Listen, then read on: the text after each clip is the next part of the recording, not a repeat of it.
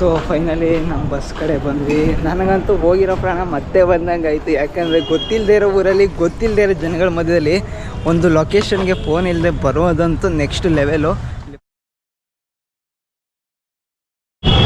ನೋಡ್ಬೋದು ಇವಾಗ 200 ರೂಪಾಯಿ ಕೊಟ್ಟು ಬೈಕಲ್ಲಿ ಹೋಗ್ತಾ ಇರೋದು. ಯಾಕಂದರೆ ನನ್ನ ಫೋನ್ ಸ್ವಿಚ್ ಆಗ್ಬಿಟ್ಟಿದೆ.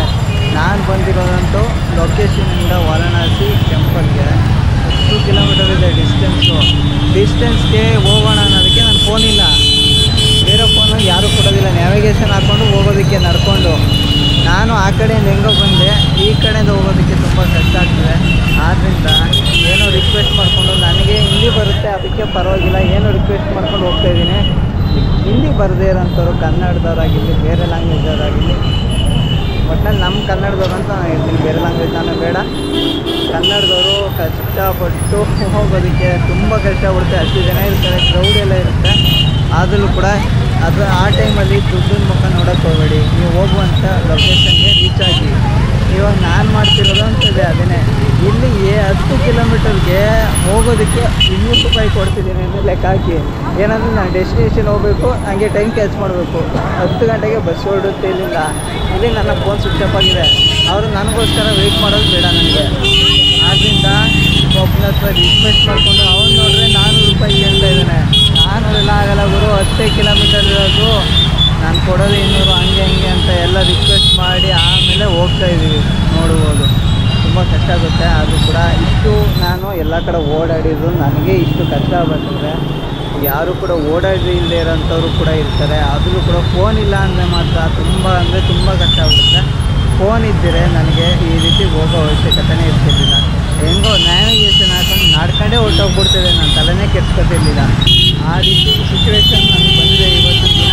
ಆದರೂ ಕೂಡ ನನಗೆ ಒಂದು ಶಾಕ್ ಆಯಿತು. ಏನು ಅಂದರೆ ನಾನು ನಿಜವಾಗ್ಲೂ ಹೋಗ್ತೀನಿ ಅನ್ನೋ ರೀತಿ ನನಗೆ ಫೀಲ್ ಆಗ್ಬಿಡ್ತು. ನಿಜವಾಗ್ಲೂ ಇಷ್ಟು ಎಲ್ಲ ಓಡಾಡಿದ್ರು ಕೂಡ ನನಗೆ ಒಂದು ಬ್ಯಾಡ್ ಫೀಲ್ ಅಂದರೆ ಯಾವ ರೀತಿ ಅಂದರೆ ನನಗೆ ಒಂದು ರೀತಿ ಭಯ ಆಗ್ಬಿಟ್ಟು. ಆದ್ದರಿಂದ ಒಬ್ಬನ ಕನ್ವಿನ್ಸ್ ಮಾಡಿ 400 ಕೇಳ್ತಿದ್ದಾನೆ, 200 ಕೊಪ್ಪಿಸಿ ಹೋಗ್ತಾಯಿದ್ದೀನಿ. ಹೆಚ್ಚು ಕಡಿಮೆ ಒಂದು ಸ್ವಲ್ಪ ದೂರ ಬಂದಿದ್ದೀವಿ. ಏನು ಸಖತ್ತು ಟ್ರಾಫಿಕ್ಕು ಗುರು, ಗಂಗಾರತಿ ನೋಡಾದ್ಮೇಲೆ. ಬನ್ನಿ ಇವಾಗ ನಮ್ಮ ಲೊಕೇಶನ್ಗೆ ಹೋಗೋಣ.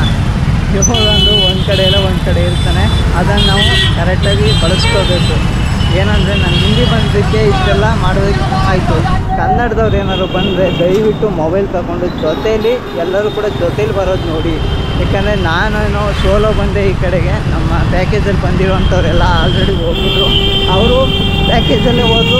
ಒಬ್ಬೊಬ್ಬರಿಗೆ ಹೆಚ್ಚು ಕಡಿಮೆ 1000 ರೂಪಾಯಿ ಆಯಿತು. ನಾನು ಅಲ್ಲಿ ತನಕ ರೆಡಿಯಾಗಿರಲಿಲ್ಲ. ಅವರು ನಮ್ಮ ಮಧ್ಯಾಹ್ನ 2 ಗಂಟೆ ಅಷ್ಟೊತ್ತಿಗೆ ಬಸ್ ಬಂದು ವಾರಣಾಸಿಗೆ ರೀಚ್ ಆಯಿತು, ಅಂದರೆ ಕಾಶಿಗೆ ರೀಚ್ ಆಯಿತು. ಅಲ್ಲಿ ನಾನು ಬಿಟ್ಟಿದ್ದೇನೆ 3 ಗಂಟೆ. ಅಲ್ಲಿಂದ ಆಟೋ ಹಿಡ್ಕೊಂಡು ಹೆಂಗೋ ಬಂದ್ಬಿಟ್ಟೆ. ನಾನು ಆ ಕಡೆಯಿಂದ ಏನು ಹೆಸರು ಗೊತ್ತಿಲ್ಲ, ಕಾಶಿ ವಿಶ್ವನಾಥ ಅಂದ್ಬಿಟ್ಟು ಬಂದ್ಬಿಟ್ಟೆ. ಈ ಕಡೆಯಿಂದ ಹೋಗ್ಬೇಕಾದ್ರೆ ನಿಲ್ಲಿಸಿರೋಂಥ ಲೊಕೇಶನೇ ಗೊತ್ತಿಲ್ಲ ನನಗೆ. ಅಂದರೆ ಲೊಕೇಶನ್ ಹೆಸರು ಗೊತ್ತಿಲ್ಲ. ನಾನು ಮ್ಯಾಪಲ್ಲಿ ನೋಡಿಕೊಂಡು ಆ ಕಡೆಯಿಂದ ನಡ್ಕೊ ಬರ್ಬೇಕಾದ್ರೆ ನಾನು ಎಲ್ಲಿಂದ ಬರ್ತಿದ್ದೀನಿ ಅಂತ ನಾನು ಅಬ್ಸರ್ವ್ ಮಾಡಿಕೊಂಡು ನಾನು ನೋಡಿದ್ದೆ. ಆದ್ದರಿಂದ ನನಗೆ ಹೋಗೋದಕ್ಕೆ ಈಸಿ ಆಯಿತು. ಇನ್ನು ನನಗೆ ಗ್ಯಾರಂಟಿ ಇಲ್ಲ ಅದೇ ಲೊಕೇಶನ್ ಏನು ಅಂತ. ಆದ್ದರಿಂದ ನೋಡಿಕೊಂಡು ಓಡಾಡಿ ಅಂತ ಕೇಳ್ಕೊತೀನಿ ಎಲ್ಲರಿಗೂ ಕೂಡ. ಅದು ಕೂಡ ಜೊತೇಲಿ ಎಲ್ಲರೂ ಜೊತೇಲಿ ಬಂದಿದ್ದೀನಿ, ಜೊತೇಲಿ ಹೋಗೋದಕ್ಕೆ ಟ್ರೈ ಮಾಡಿ. ನಿಯರೆಸ್ಟು ರೂಮ್ಸ್ಗಳು ಅಂಡು ಸ್ಟೇಗೆ ನೋಡ್ಕೊಳ್ಳಿ. ಈ ರೀತಿ 10 ಕಿಲೋಮೀಟ್ರ್ 11 ಕಿಲೋಮೀಟರ್ ಆದರೆ ಇದೇ ಸಿಚುವೇಶನ್ನು. ಯಾಕಂದರೆ ನಿಮ್ಮ ಫೋನು ಸ್ವಿಚ್ ಆಫ್ ಆಗುತ್ತೋ ಏನಾಗುತ್ತೋ ಅಂತ ಒಂದು ಟೈಮಲ್ಲಿ ಇದ್ದಂಗೆ ಇನ್ನೊಂದು ಟೈಮಲ್ಲಿ ಇರೋದಿಲ್ಲ. ಅದಕ್ಕೆ ಕಷ್ಟ ಆಗುತ್ತೆ.